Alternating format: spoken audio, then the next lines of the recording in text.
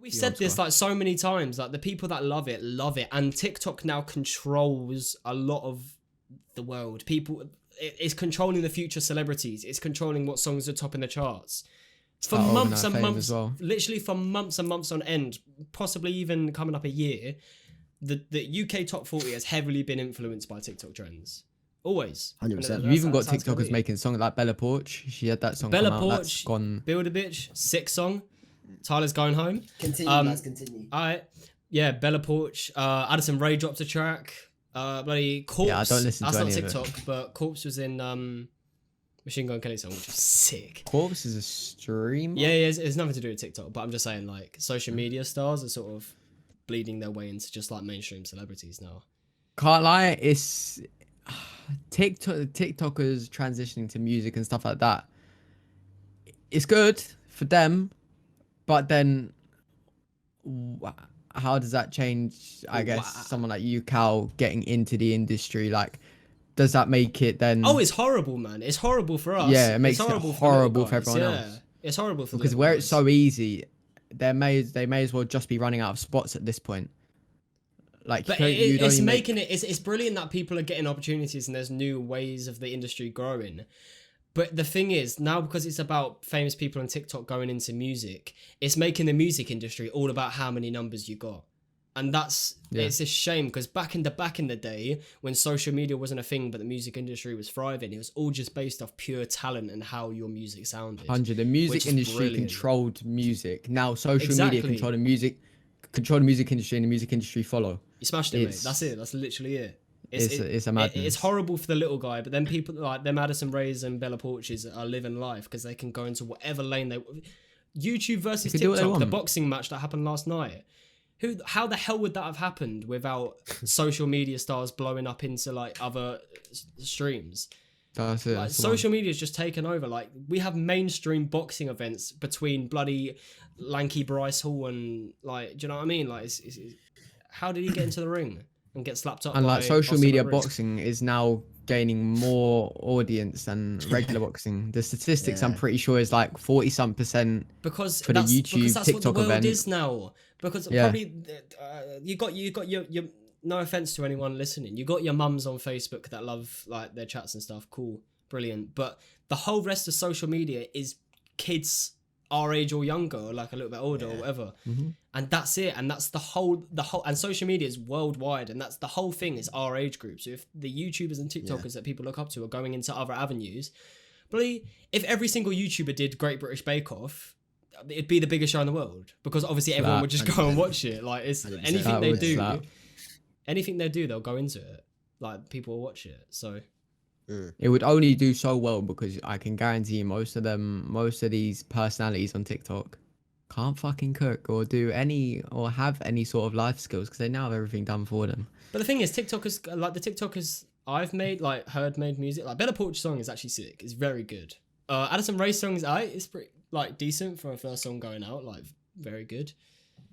But I always think stuff like this, like if I wrote a song and released it, it would do half decent numbers, or if the exact same song was recorded and released by a big TikToker, it'd boom. So it ain't about the music. It's not about the music. It's about your numbers. I could release the exact same song as another TikToker who's got 1 million followers on TikTok, and their song would go sky high, and mine wouldn't pass like 2,000 streams. It's sad, but that's the way it is. It's the way it is. Like, it's not about. It's starting to get more and more about numbers and just less about the actual music. Like, people still appreciate you can make a voice music, sound like anything in the studio as well. Exactly. Like, you could be a horrible singer, come out. Anyone can sing now. Literally anyone can do it. And it's cool that people are trying it and it's boosting the music industry, but like, man, anyone can do it. Is it you could even say it's becoming too open of an industry now. It's so open. Like, throw it back on TikTok a couple times and you got a #1 hit on the radio. Do you know what I mean? Like, it's nuts. Like, bro, anyone can have it. It's crazy. But yeah, I mean, good on them for doing it and branching out their like careers and like their portfolios and stuff. Like, it's sick. Like, if I had millions of followers on TikTok and subs on YouTube or something like that, I'd be doing everything, man. I'd be involved in the boxing. I'd be involved in But I think the one thing they do the least of is actually they call themselves influencers, but the one thing they do the least of is influence. It's nuts. You got all of this. How do you know? All of this I don't think I'd agree with that. I think they do the most with as soon as they're gone, and they just try and do everything they can.